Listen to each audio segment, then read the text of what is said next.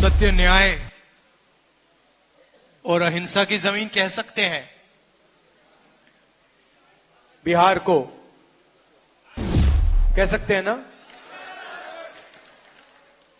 और नया डेफिनेशन दिया है 21वीं सदी का। पुराना डेफिनेशन सत्य, न्याय और अहिंसा की जमीन, नया definition crime capital of India Bihar.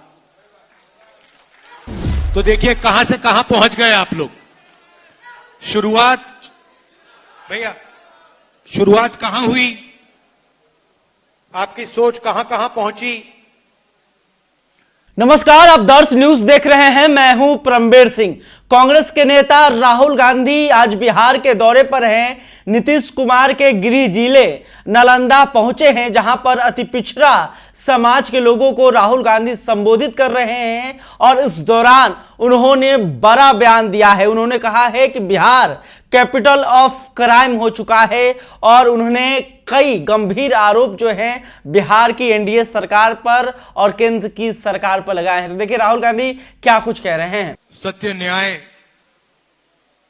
और अहिंसा की जमीन कह सकते हैं बिहार को, कह सकते हैं ना। और नया डेफिनेशन दिया है 21वीं सदी का। पुराना डेफिनेशन सत्य, न्याय और अहिंसा की जमीन, नया definition crime capital of India Bihar. तो देखिए कहां से कहां पहुंच गए आप लोग। शुरुआत भैया, शुरुआत कहां हुई, आपकी सोच कहां कहां पहुंची। आजकल जापान की बात होती है, कोरिया की बात होती है, चाइना की बात होती है, वियतनाम की बात होती है, मगर उनका जो सोचने का आर्किटेक्चर है वो कहां से आया, वो आप लोगों ने दिया। यहां से, बिहार से सोच गई थी। Tibet, Sri Lanka, Vietnam, Korea, Japan, China. तो यह है बिहार का मतलब, यह है सत्य, न्याय और अहिंसा का मतलब, का इफेक्ट।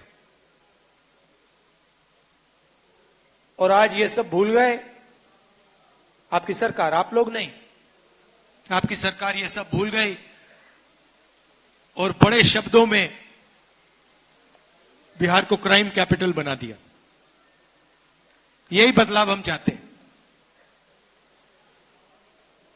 कि जो आप पहले थे, आपने सिर्फ हिंदुस्तान को नहीं पूरी दुनिया को रास्ता दिखाया है। आपकी सोच ने, आपकी थिंकिंग ने। नालंदा में आपकी यूनिवर्सिटी हुआ करती थी, पूरी दुनिया से लोग यहां आते थे। और आज बिहार से हर प्रदेश में, पूरी दुनिया में आपके लोग जाते हैं, क्योंकि यहां पे रोजगार नहीं।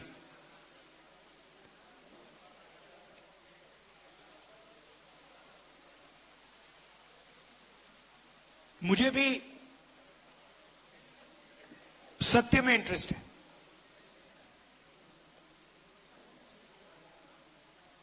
ये जो जाति जनगणना का कि जो सोच है, ये मुझे काफी टाइम लगा इस बात को गहराई से समझने के लिए। मैं राजनीति में 2004 में आया और आस्ते आस्ते एक प्रकार से मेरे परदादा ने डिस्कवरी ऑफ इंडिया किताब लिखी थी ना, तो मेरी भी डिस्कवरी ऑफ इंडिया हुई। और डिस्कवरी ऑफ इंडिया में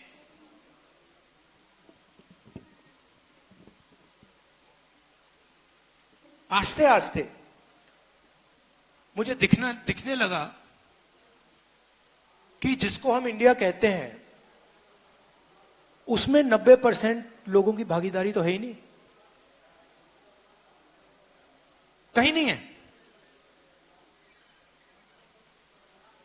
कोई भी सेक्टर देख लो आप, यहां पे अति पिछड़ा वर्ग की बात हो रही है, दलितों की बात हो रही है, पिछड़ों की बात हो रही है। अब 90% जो हमारी आबादी है, आप मुझे बताओ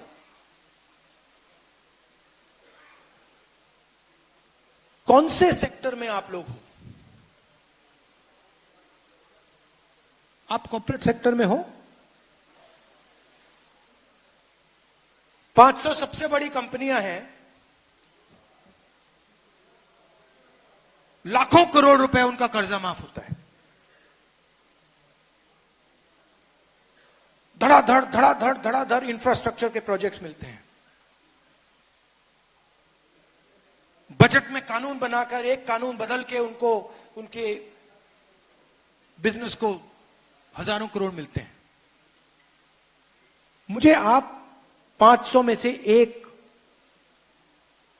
एक दलित, ओबीसी, अति पिछड़ा, आदिवासी सीईओ का नाम बता दो।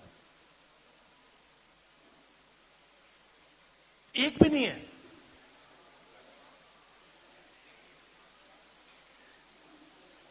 सीईओ छोड़िए, मैनेजमेंट टीम, सीनियर मैनेजमेंट, वहां मुझे दिखा दीजिए, वहां नहीं मिलेगा आपको। पहले सरकारी अस्पताल होते थे, अब प्राइवेट अस्पताल है। पहले सरकार आपका इलाज करवाती थी, अब आपको इलाज करवाने के लिए लाखों रुपए देने पड़ते हैं। प्राइवेट अस्पतालों को सरकार जमीन देती है। किसकी जमीन देती है? आपकी जमीन देती है। प्राइवेट अस्पतालों की मालिकों की लिस्ट निकालो, डॉक्टरों की लिस्ट निकालो, और मुझे आदिवासी नाम, अति पिछड़ा नाम, दलित नाम, पिछड़ा नाम दिखा दो वहां पे।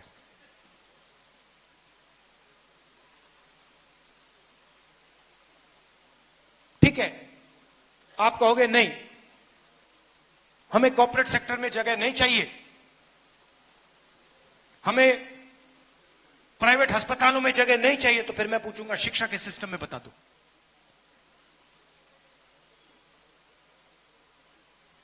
सारे के सारे स्कूल, यूनिवर्सिटी, कॉलेज प्राइवेटाइज, जमीन आपकी,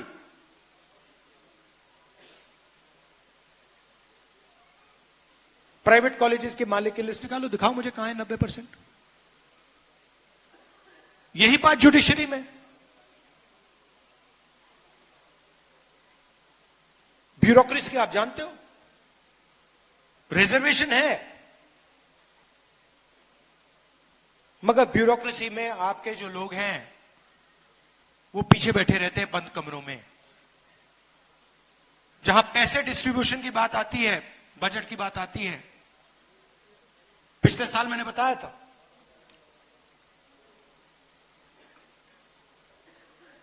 बजट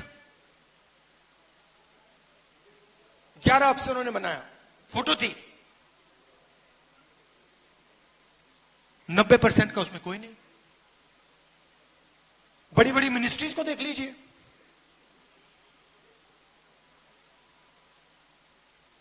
नब्बे में से 3 secretary to government of India पिछड़ा, अति पिछड़ा वर्ग के, 90 में से 3। आपकी आबादी कम से कम 55%, 90 में से 3, और वो भी 3 छोटे छोटे विभागों में। जहां धन जाता है, फाइनेंस, डिफेंस, उधर कोई नहीं। और वही हालत आदिवासियों की, दलितों की। मजदूरों की लिस्ट निकालो, मनरेगा की लिस्ट निकालो, ऊपर ड्राइवर्स की लिस्ट निकालो, वहां पे सिर्फ आपको ओबीसी, दलित, अति पिछड़ा ये लोग मिलेंगे। अब दो हिंदुस्तान बन रहे हैं, ठीक है। अगर दो हिंदुस्तान में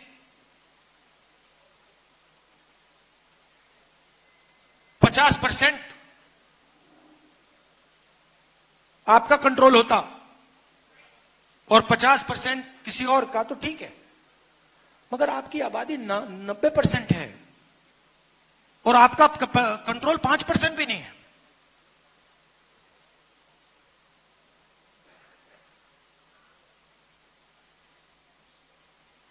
और जब मैं कहता हूं कि हमें पता लगाना है,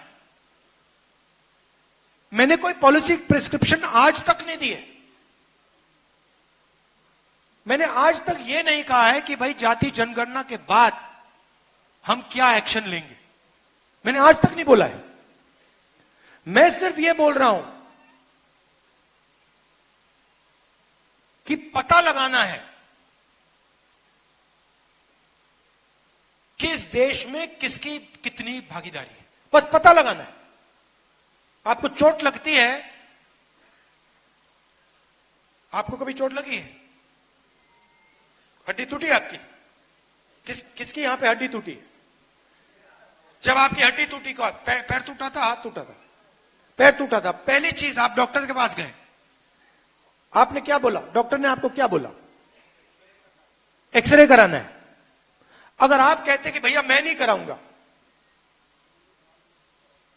तो डॉक्टर आपके बारे में क्या बोलता? और अगर आपको कहता, आप चाहते भैया डॉक्टर मुझे एक्सरे कराना है, और डॉक्टर कहता मैं नहीं कराऊंगा, आप क्या बोलते? करवाना भाई, कैसे नहीं कराओगे, मेरा तो हाथ टूटा है, पैर टूटा है। मैं सिर्फ ये कह रहा हूं कि मुझे दिख रहा है, मुझे सच्चाई दिख रही है कि हिंदुस्तान में 90% को जबरदस्त दर्द हो रहा है, और ये 90% कहीं नहीं दिख रहा मुझे। तो आपने देखा कि राहुल गांधी ने कहा कि बिहार जो कि पहले सत्य, न्याय और अहिंसा की भूमि हुआ होती थी, लेकिन अब यह कैपिटल ऑफ क्राइम हो चुकी है। और उन्होंने कहा कि जिस तरह से बिहार में एनडीए की सरकार काम कर रही है, केंद्र की सरकार काम कर रही है, वो गलत है। साथ ही उन्होंने जातीय जनगणना को लेकर भी केंद्र की एनडीए सरकार पर निशाना साधा। खैर, अभी तक आपने हमारे चैनल को सब्सक्राइब नहीं किया तो तुरंत कर लें। इस खबर को लेकर आप क्या सोचते हैं कमेंट करके बताइएगा। वीडियो फेसबुक पर देख रहे हैं तो हमारे पेज को भी लाइक कर लें। बहुत बहुत धन्यवाद।